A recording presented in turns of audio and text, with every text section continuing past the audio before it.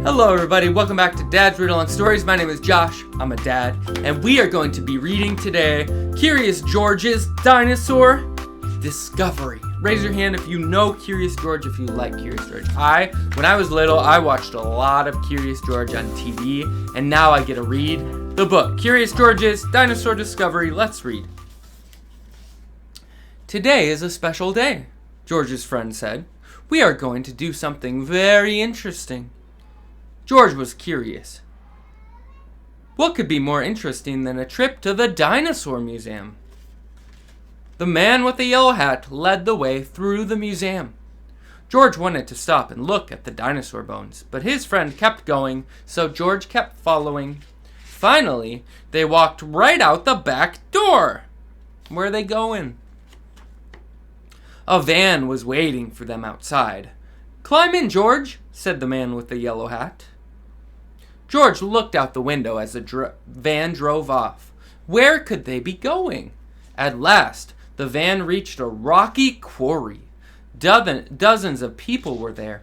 Some were digging with shovels. Others were using pickaxes and other kinds of tools. "Surprise!" George's friend said. "We're going to help the museum scientists dig up dinosaur bones." Ooh, George was curious. Were there really dinosaurs buried in the quarry? He ran over for a better look. "Hello," said a friendly scientist. "Are you here to help with the dig?" George watched the scientist work. She dug up some dirt and put it into her sifting pan. It took a long time to sift it, and in the end, no dinosaur bones. "Oh well," she said, "time to try again." But the next pan was empty too. So was the next one, and the one after that. George yawned. So far, digging for dinosaurs was not as exciting as he'd expected. George was curious. Could he help to find dinosaur bones? He found a spare shovel lying nearby. He dug and dug, but he didn't find any dinosaurs. When he climbed out of his hole, George spotted another scientist. He was dusting something with a small brush. "Oh well," the scientist said. "It's not a bone, it's just a rock." George wanted to help. He picked up a brush and went to work. But it turns out that monkeys are not very good at dusting. As he hurried away from the cloud of dust, George bumped into a wheelbarrow. Maybe there were dinosaur bones in it. He climbed up to look inside, but the wheelbarrow was awfully tippy. Crash! Oh no, George, the wheelbarrow, and a whole lot of dirt went flying. "Hey!" someone cried. "What's that monkey doing?"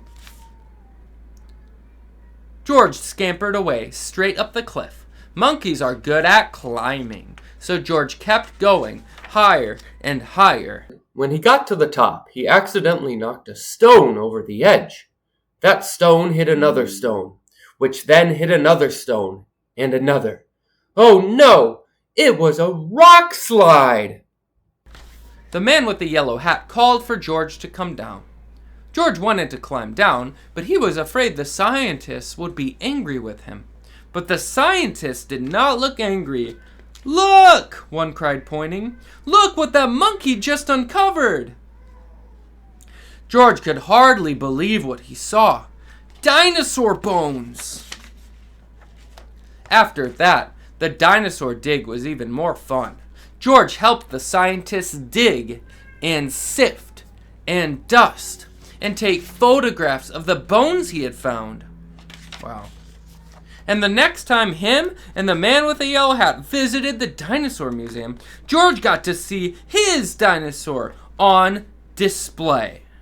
Wow. It says they named it the Georgosaurus. Wow. That was a great book. That's the end of it. Thank you guys for reading Curious George's Dinosaur Discovery. And he got his own dinosaur because he climbed to the top of the mountain and found the Georgosaurus. Thank you guys for reading. I will see you guys the next time we read books together. Bye.